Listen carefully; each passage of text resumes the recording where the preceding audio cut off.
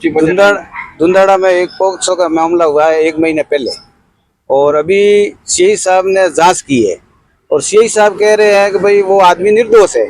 तो सीआई साहब कहने से वो निर्दोष कैसे हो गया?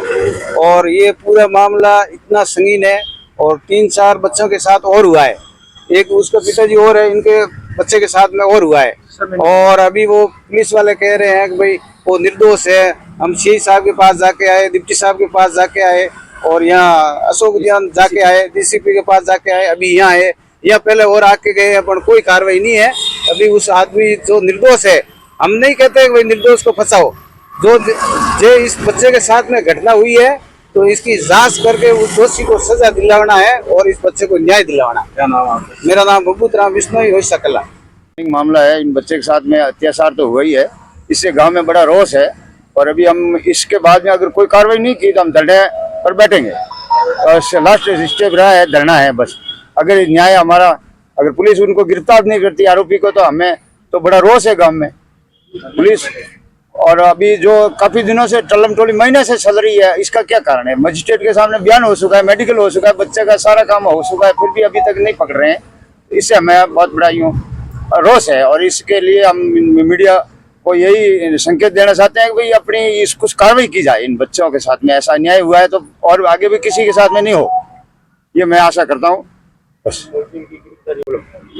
ये धुंधाड़ा गांव की घटना है। 30 तारीख को यह घटना हुई थी। बच्चे के साथ अप्राकृतिक यौन संबंध बनाने की कोशिश की और बहुत ही ब्रूटल तरीके से इसके साथ छेड़छाड़ की गई, ठीक है ना। 6 तारीख को ये एफआईआर हुई है और उसके बाद से आज 1 महीना हो गया।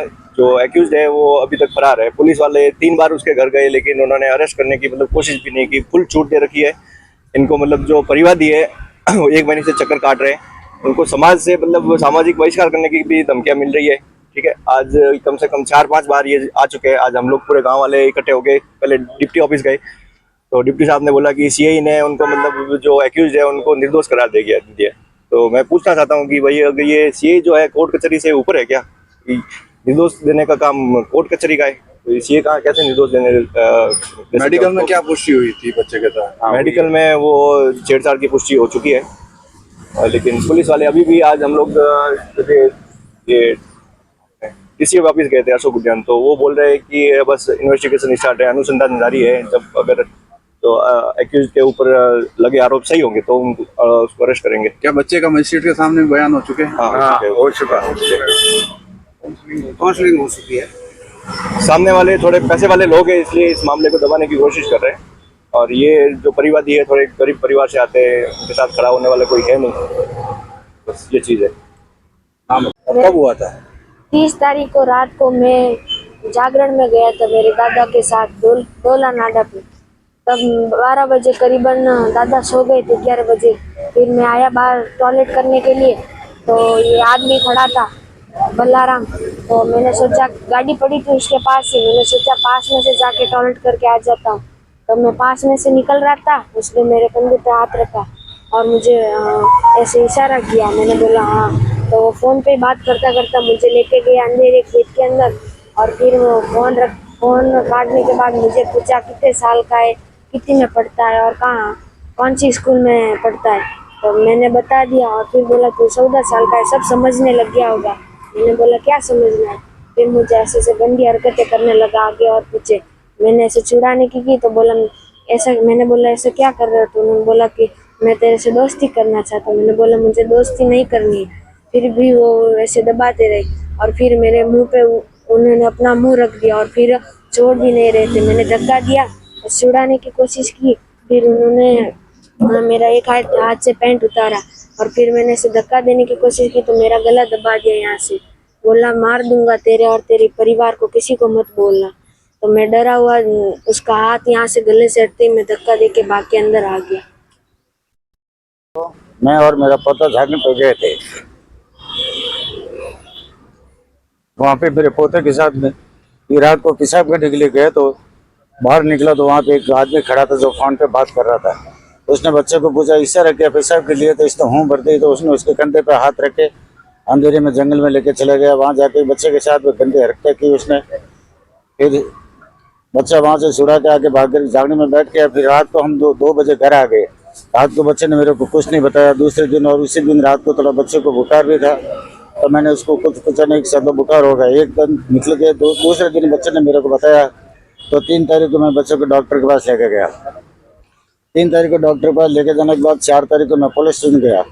पुलिस स्टेशन वहाँ पे जाने के बाद मेरी FIR वहाँ पे पड़ी थी, तो उन्होंने FIR दर्ज की नहीं।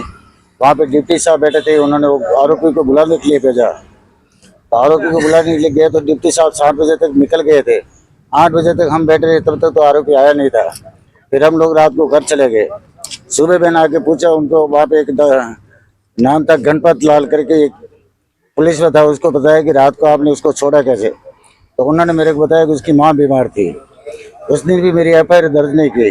फिर 5 तारीख के दिन मैं वापस आया सुबह 7 बजे। सुबह उस दिन भी मेरी FIR दर्ज नहीं की, पूरा दिन मैं बैठा रहा। फिर 6 तारीख को मैं वापस आया। 6 तारीख को उन्होंने मेरी FIR दर्ज की।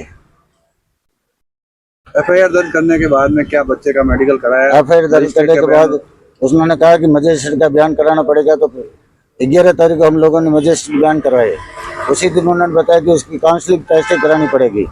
तो फिर हम 12 या 13 तारीख को बाल कल्याण समिति कहाँ पे हुई है, मंडोर पूंजला मुद्रा कुछ है, वहाँ पे हम लोग गए। वहाँ बच्चे की काउंसलिंग टेस्टिंग की। फिर उसके बाद हम पुलिस में गया, तो मैंने बताया अभी तक क्या है, आरोपी गिरफ्तार क्यों नहीं किया। तो मेरे को बता रहे थे कि आपके अभी तक पेपर रेडी नहीं हुए, आपकी फाइल पूरी रेडी नहीं हुई है। फिर उसके बाद 2 छोड़ के बाद 18 तारीख को हम लोग कमिश्नर साहब के पास आए। कमिश्नर साहब ने कहा उसको जल्दी गिरफ्तार कर देंगे। फिर मैं उसी दिन कमिश्नर के पास आने के बाद वापस शाम को हम लोग घर चले गए। वो फिर आरोपी को अभी तक गिरफ्तार किया नहीं। और आज हम लोग यहाँ पे आए, तो पहले हम वहाँ पे गए डिप्टी ऑफिस। डिप्टी साहब मिले नहीं, 4 बजे मिलेंगे। फिर हम गए अपना वो ये अशोक उद्यान DCP ऑफिस, वहाँ पे गए तो उन्होंने बोला कि इसकी कार्रवाई हो रही है। जबकि वहाँ पे पहले हम गोरखनाथ गए तो वहाँ पे बताया उन्होंने कि नहीं, वो तो उन्होंने बता दिया है कि आरोपी निर्दोष है। अब क्या चाहते हो आप लोग? कमिश्नर से मिले, क्या आश्वासन मिला आप लोग? हम चाहते बच्चे को न्याय मिले।